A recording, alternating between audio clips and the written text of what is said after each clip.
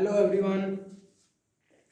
आज हम competition level की साइंस में फिजिक्स की बात करेंगे। किसकी बात करेंगे? फिजिक्स की बात करेंगे। तो सबसे पहले हम ये जानेंगे फिजिक्स का मतलब क्या होता है। ठीक है, फिजिक्स फिजिक्स को हिंदी में बोलते हैं भौतिक, बोलते हैं ना फिजिकल साइंस, भौतिकी विज्ञान। ठीक है, फिजिक्स क्या है? एक साइंस की एक ब्रांच है। कैसी ब्रांच है? छोटी सी एक ब्रांच है। ठीक है, फिजिक्स क्या है? साइंस की एक छोटी सी ब्रांच है। जैसे मान लेते हैं कि एक ब्रांच को फिजिक्स बोल दिया गया, दूसरे ब्रांच को केमिस्ट्री बोल दिया गया और तीसरी ब्रांच को बायोलॉजी बोल दिया गया।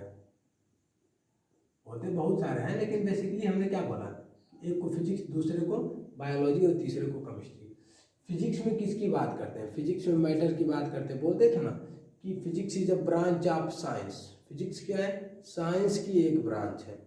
देखिए, पहले सारा चीज़ पढ़ने से पहले हम ये चीज़ जान लें कि जो हम फिजिक्स की आज टॉपिक स्टार्ट किए हैं, लेक्चर पहला रहेगा जो कि कंपटीशन लेवल के लिए हम पढ़ रहे हैं, कॉम्पिटिटिव एग्जाम के लिए पढ़ रहे हैं। कॉम्पिटिटिव एग्जाम जो बेसिकली किसके ऊपर बेस्ड होंगे? पूरे एनसीईआरटी, टोटली एनसीईआरटी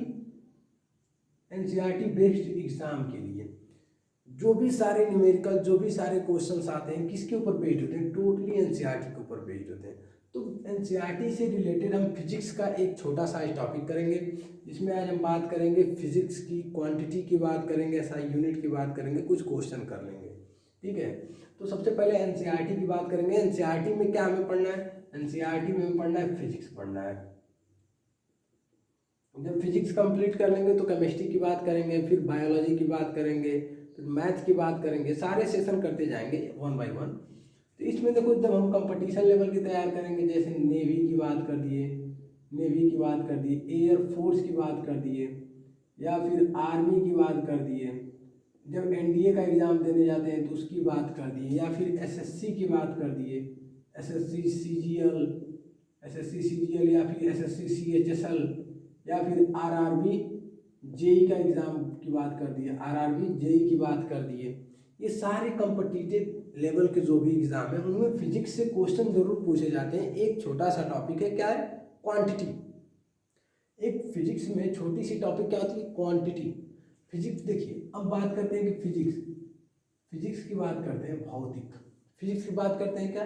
भौतिक विज्ञान होती है। Physics is a branch of science. Science की एक ब्रांच होती है जिसमें हम किसकी बात करते हैं? Study of nature and natural phenomena, matter and energies की बात करते हैं। किसकी बात करते हैं? मैटर की बात करते हैं। Matters, energy, nature and natural related चीज़ है। जैसे फिजिक्स का मतलब देखो, फिजिकल की बात करते हैं, जिसको हम देख सके, छू सके, समझ सके, बता सके। ये सारे टर्म किस में आते हैं? फिजिक्स की बात आते हैं। जो हमारी जो इंद्रियां हैं, जो काम करती हैं, देखते हैं, सुनते हैं, समझते हैं, बताते हैं, ये सारी चीज़ क्या है? फिजिकली है। दौड़ रहे हैं, खेल रहे हैं, कूद रहे हैं, ये सारे टर्म क्या है? फिजिकली की बात करते हैं। जैसे ये मार्कर मैंने लिया, फिजिकली पकड़ा हुआ है, हम कोई केमिकली रिएक्शन नहीं करा रहे हैं। यहाँ पे मैटर की बात करेंगे, एनर्जी मतलब ऊर्जा। एनर्जी का मतलब ऊर्जा, मैटर का मतलब एनीथिंग विच ऑक्युपाई स्पेस, कोई भी एक ऐसी वस्तु जो एक जगह कवर करती हो। जैसे ये बोर्ड इतने वॉल को पूरा कवर किया हुआ है, इस मार्कर को यहाँ पे रख देते, ये मार्कर क्या है? इतना स्पेस कवर किया हुआ है। ठीक है, समझ में आ रहा है? उसी तरह matter which occupy space and having mass, ये मार्कर का कुछ वजन भी है। इस मार्कर का क्या है? वजन भी है और ये जगह भी कवर किया है, तो इसको हम बोलेंगे मैटर। एनर्जी का मतलब क्या होता है? बेसिकली एनर्जी का मतलब होता है ऊर्जा। अब बात करते हैं केमिस्ट्री में।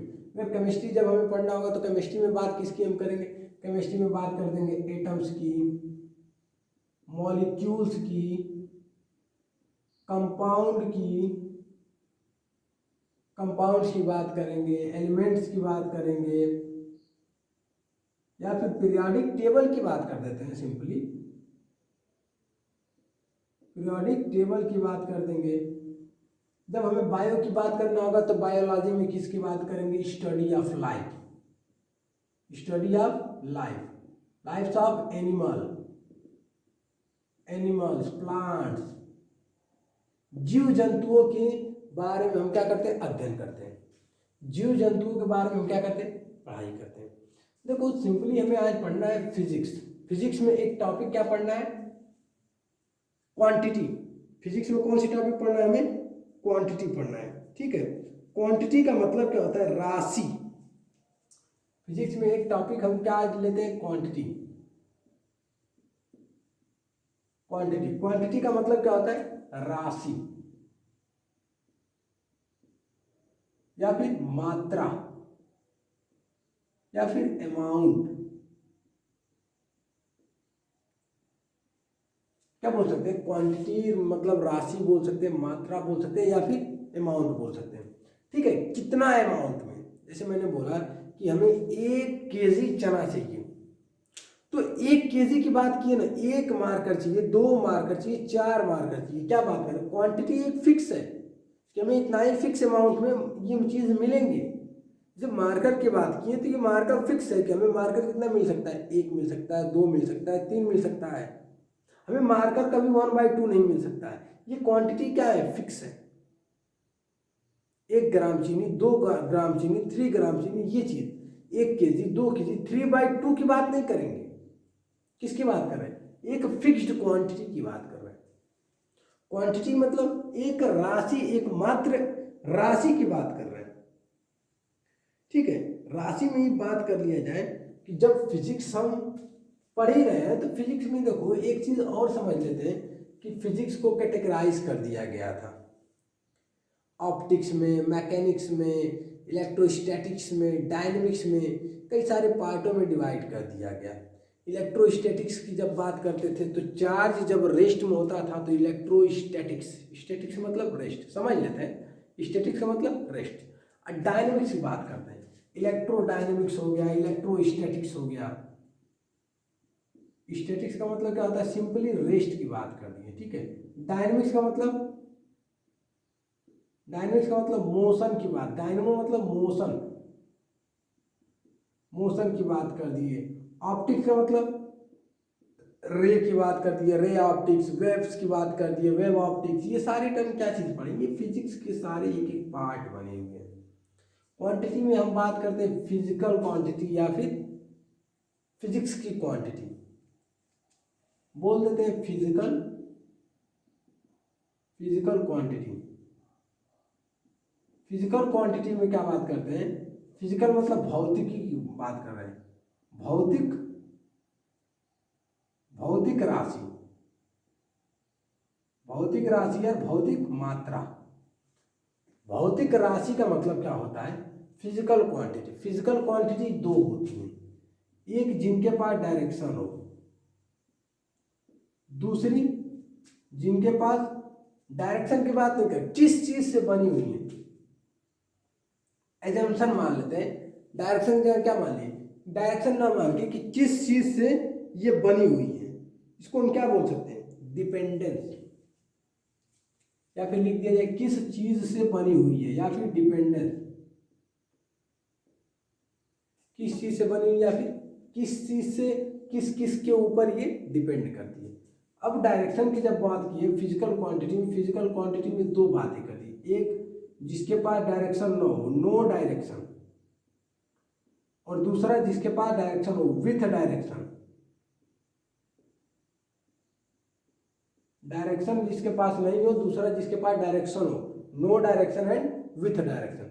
नो डायरेक्शन किसके पास होगा, जैसे मैंने बोला कि 1 किलोमीटर आप डिस्टेंस कवर कीजिए, 5 किलोमीटर आप जाइए, तो आपने क्या किया कि यहाँ से 5 किलोमीटर किसी डायरेक्शन में चल दिया, या तो ईस्ट में, या तो वेस्ट में, या तो नॉर्थ में, या तो साउथ में, कहीं जा सकते हैं, क्योंकि मैंने डायरेक्शन नहीं बताया, मैंने सिर्फ क्या बोला, इसका मैग्नीट्यूड दिया। 5 किलोमीटर, 5 को क्या बोल दिया, मैग्नीट्यूड। 5 को क्या बोला, मैग्नीट्यूड। अगर मैंने ये बोला होता कि आप नॉर्थ साइड में जाइए 5 किलोमीटर, तो मैंने क्या बात किया, डायरेक्शन के साथ मैग्नीट्यूड, डायरेक्शन विथ मैग्नीट्यूड। क्या बोले, with direction and magnitude, direction and magnitude. और इनके पास क्या है, डायरेक्शन नहीं है लेकिन मैग्नीट्यूड है, एटीट्यूड नहीं, मैग्नीट्यूड। अंडरस्टैंड, हम मैग्नीट्यूड की बात कर रहे हैं। कभी कभी कन्फ्यूजन हो जाता है पढ़ते वक्त कि क्या सर बोल रहे हैं, मैग्नीट्यूड बोले कि एटीट्यूड बोले। अरे मैग्नीट्यूड की बात कर रहे हैं। 5 किलोमीटर 5 क्या हुआ, इसका मैग्नीट्यूड हुआ, ना कि इसका एटीट्यूड। समझ में आ रहा है? ठीक है, स्क्रीनशॉट ले लीजिए आप, इसका आप स्क्रीनशॉट ले लीजिए। मिटा दे, मिटा दे सारा।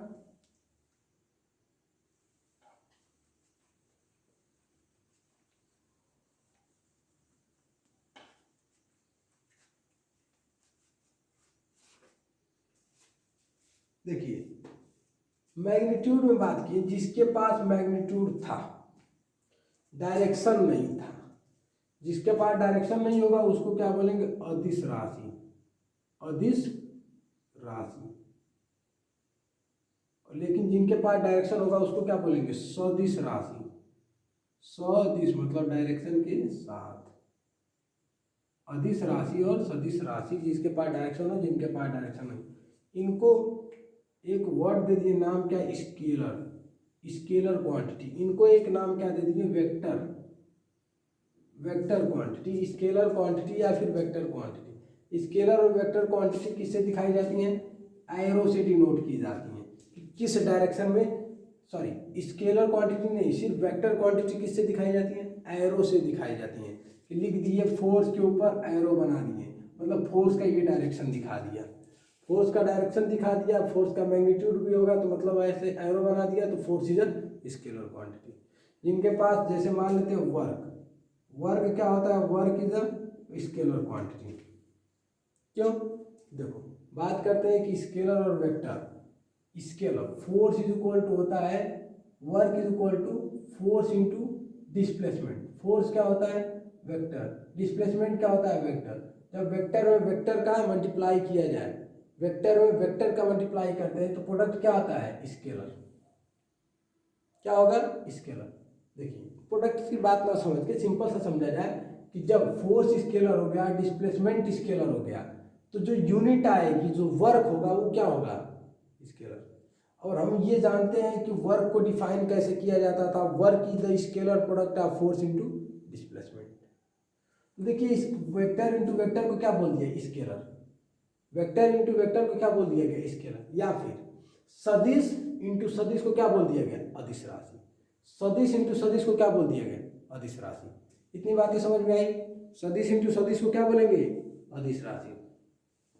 और सदिश अपॉन में सदिश को क्या बोलेंगे, वेक्टर अपॉन में वेक्टर को क्या बोलते हैं, वेक्टर अपॉन में वेक्टर को भी क्या बोलते हैं, स्केलर, अदिश राशि। वेक्टर अपॉन वेक्टर को क्या बोलते हैं, स्केलर, अदिश राशि।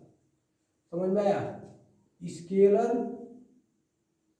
अपॉन में वेक्टर को क्या बोलते हैं, या फिर वेक्टर अपॉन में स्केलर को क्या बोलते हैं, वेक्टर बोलते हैं। अगर कोई फार्मूला आ गया कि स्केलर अपॉन में वेक्टर हो गया या फिर वेक्टर अपॉन में स्केलर हो गया, जैसे पावर इज इक्वल टू क्या होता है, वर्क अपॉन में time. Power is equal to क्या होता है, वर्क अपॉन में टाइम। तो स्केलर अपॉन में स्केलर क्या होता है, स्केलर होता है। ये क्या हो गया, वर्क क्या है, स्केलर। टाइम क्या है, स्केलर। तो स्केलर अपॉन में स्केलर क्या होगा, स्केलर हो जाएगा। स्केलर अपॉन में स्केलर अपॉन में स्केलर क्या होता है, स्केलर क्वांटिटी होता है। बातें समझ में आई। और स्केलर इंटू स्केलर क्या होता है, वह भी स्केलर होता है।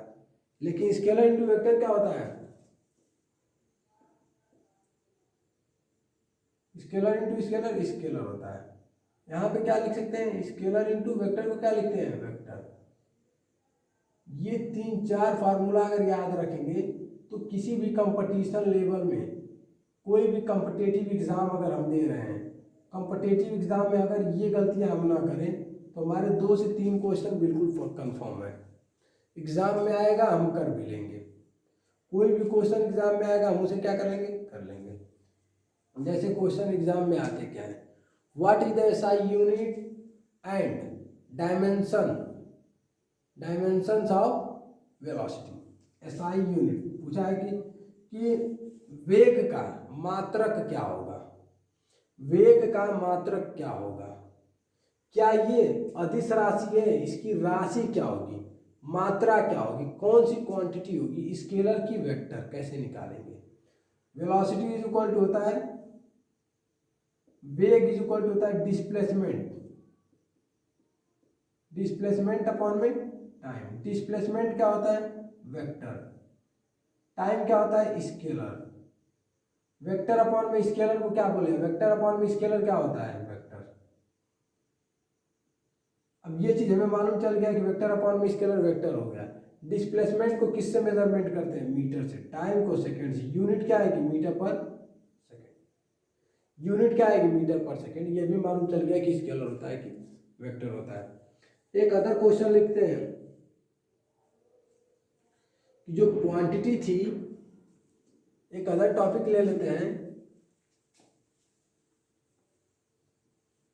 कि क्वांटिटी को दो पार्ट में पहले डिवाइड कर दिया गया था। कौन कौन सी, एक एफपीएस में, दूसरा सीजीएस में। एफपीएस को किसने किया था, एफपीएस कौन फॉलो करता था, कौन मानता था, एफपीएस मानते थे ब्रिटिश। एफपीएस कौन मानता था, ब्रिटिश मानते थे। जैसे ब्रिटिश के ज़माने में एक होता था एफपीएस, दूसरा होता था सीजीएस। एफपीएस जब ब्रिटिश रूल था,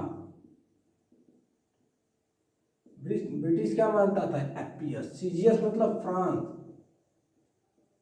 फ्रेंच लोग क्या मानते थे, एफपीएस को मानते थे। एफपीएस और सीजीएस का मतलब क्या है, एफ मतलब फुट, फुट जानते हैं ना, और पी का मतलब पाउंड। पाउंड किसकी यूनिट होती है, मास की। एस का मतलब सेकेंड। सीजीएस का मतलब, सी का मतलब क्या होता है, सेंटीमीटर। जी का मतलब ग्राम, और एस का मतलब सेकेंड। अब देखिए ब्रिटिश में फुट पाउंड सेकेंड की बात कर दिया, इसने सेंटीमीटर और ग्राम की बात कर दिया। लेकिन जब हम बात करेंगे 20 मई 1875 में, 20 मई 1875 में 17 देशों ने, 17 देशों ने, 17 देशों ने क्या माना, एक मीटर मेजरमेंट, क्या माना, एक मीटर का मेजरमेंट माना, या फिर मीटर कन्वर्जन, मीटर मेजरमेंट या फिर मीटर कन्वर्जन। तो उससे एक टर्म आया क्या, एमकेएस सिस्टम। जो भी यूनिट हम डिराइव करते हैं किसमें मिलती है, एमकेएस। एमकेएस का मतलब मास, सॉरी मीटर। एम मतलब मीटर, के मतलब किलोग्राम, यस का मतलब सेकेंड। समझ में आ रही है बातें ना, किसी को कोई प्रॉब्लम तो नहीं है कहीं। अगर किसी को ये लगता है कि ये चीज़ें समझ में नहीं आ रही है, कमेंट कर हमें ज़रूर बताएं, उनके लिए भी कुछ ना कुछ किया जाएगा। कोशिश किया जाएगा कि ज़्यादा से ज़्यादा आप लोग को समझ में आए। ठीक है, एमकेएस की बात कर दिए। एमकेएस का मतलब मीटर, किलोग्राम और सेकेंड। ये तो मान लेते हैं कि मास मेजरमेंट कर लेंगे। अभी अर्थ का मास मेजर करना हो तब कैसे मेजर करेंगे, मीटर लगाएंगे, किलोग्राम लगाएंगे, सेंटीमीटर लगाएंगे, ग्राम, पाउंड, क्या लगाएंगे, CHSL। क्या लिखते थे, चंद्रशेखर CSL, चंद्रशेखर लिमिट। क्या नाम था इसका,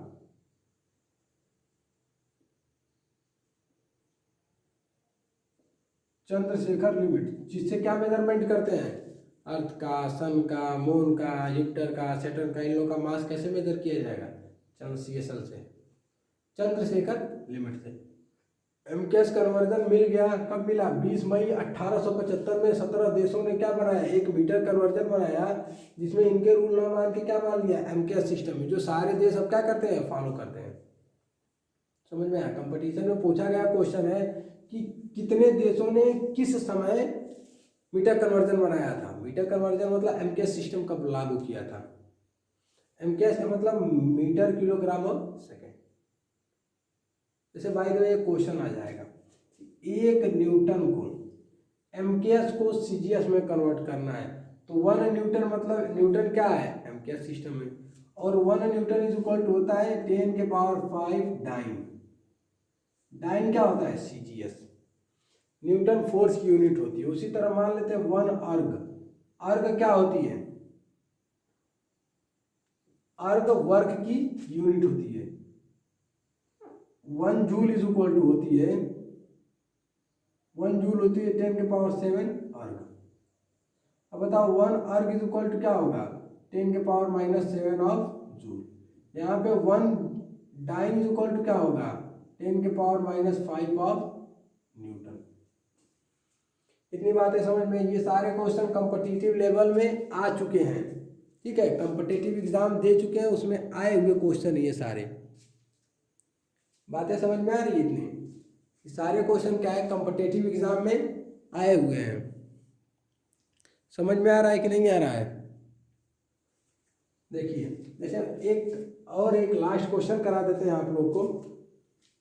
ये एग्जाम में आया हुआ क्वेश्चन है, पूछा ये गया था कि ये बताइए कि जो एनर्जी होती है, एनर्जी का यूनिट डायमेंशन हमेशा सेम होता है क्या? तो वर्क क्या होता है, work is a type of energy.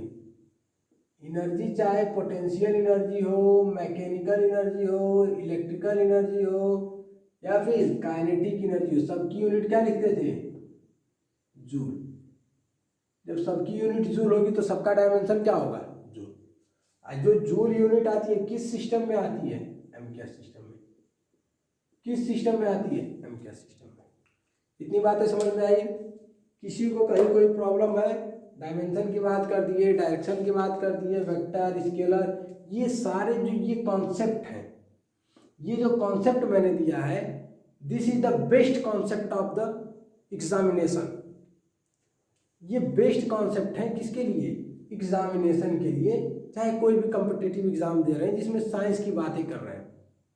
Physics का आज एक छोटा सा लेक्चर किया गया जिसमें बहुत छोटी सी बातें हमने सीखी, लेकिन जो कि है वो बहुत ही इम्पॉर्टेंट टॉपिक थे, बहुत ही इम्पॉर्टेंट कुछ रूल्स सीख लिया गया कि जिससे हम कोई भी क्वेश्चन कर सकते हैं। अगर आप लोगों को लगता है कि कोई भी प्रॉब्लम हो रही है इस टॉपिक से या कहीं भी, तो आप कमेंट करके हमें बताएं, हम जरूर आगे कुछ ना कुछ करेंगे आपके लिए, ठीक है। Thank you and all the very best.